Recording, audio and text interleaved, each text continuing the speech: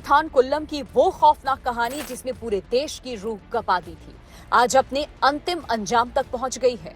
खाकी के अहंकार और बर्बरता पर न्याय का सबसे बड़ा प्रहार हुआ है। सथान कुल्लम कस्टोडियल डेथ केस में कोर्ट ने 9 पुलिसकर्मियों को फांसी की सजा सुनाई। कोर्ट ने इसे रेयरेस्ट ऑफ रेयर मामला बताया है। कहा गया है कि अगर बर्बरता के लिए दोषियों को उम्र कैद की सजा दी गई तो वो पीड़ित परिवार के लिए अन्याय होगा। 6 साल बाद मिला ये ऐतिहासिक इंसाफ कानून के लिए नजीर बन गया। अब पूरी कहानी आपको सिलसिलेवार तरीके से समझाते हैं। तारीख थी 19 जून 2020।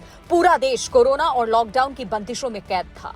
सथान कुल्लम में मोबाइल दुकान चलाने वाले पी जयराज को पुलिस ने सिर्फ इसलिए उठाया क्योंकि दुकान तय समय से कुछ मिनट ज्यादा खुली थी। पिता को बचाने बेटा बेनिक्स थाने पहुंचा, लेकिन उसे क्या पता था कि वो और उसके पिता कभी जिंदा बाहर नहीं आएंगे। जैसे ही बेनिक्स को पता लगा कि उसके पिता को पुलिस उठाकर ले गई है, वो फौरन थाने पहुंच गया। थाने में बेनिक्स ने देखा कि उसके पिता को पीटा जा रहा है। उसने विरोध किया तो पुलिस वाले आग बबूला हो गए। उन्होंने बेनिक्स पर भी हमला कर दिया। जब उसने बचाव किया तो पुलिसकर्मी और भड़क गए। इसके बाद आरोपी पुलिसकर्मियों ने मिलकर दोनों को सबक सिखाने का फैसला किया। इसके बाद शुरू हुआ बेरहमी का सिलसिला जो घंटों तक चला। 2400 पन्नों की चार्जशीट में उस खौफनाक मंजर का जिक्र है जिसे सुनकर रूह कांप जाती है। दोनों के कपड़े उतरवाकर मेज पर झुकाया गया। उनके हाथ पैर पकड़े गए ताकि वो हिल भी ना सके। फिर उनके कुल्हों, पीठ और शरीर के अन्य हिस्सों पर डंडों से लगातार वार किए गए।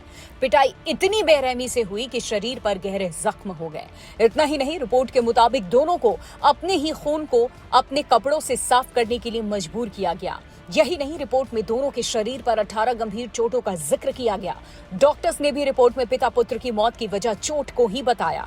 पिता जयराज ने भी पुलिस वालों से रहम की गुहार लगाई थी। उन्होंने कहा था, मत मारो, ब्लड प्रेशर, डायबिटीज की बीमारी है। बावजूद उसके पुलिस ने उनकी एक नहीं सुनी। शुरुआत में मामले को दबाने की कोशिश हुई, लेकिन जन आक्रोश के आगे सरकार को झुकना पड़ा। जांच सीबीआई को मिली। सीबीआई ने जो खुलासे किए उसने अदालत को झकझोर दिया। थाने के फर्श, टॉयलेट और यहां तक कि एसएचओ के कमरे की दीवारों पर मिला डीएनए पीड़ितों के खून से मैच कर गया। 2427 पन्नों की चार्जशीट में दर्ज एक एक गवाही ने पुलिसकर्मियों के जुल्म की दास्तां बयां की। इंस्पेक्टर श्रीधर और सब इंस्पेक्टर रघु गणेश की अगुवाई में कानून के रखवाले ही भक्षक बन चुके थे।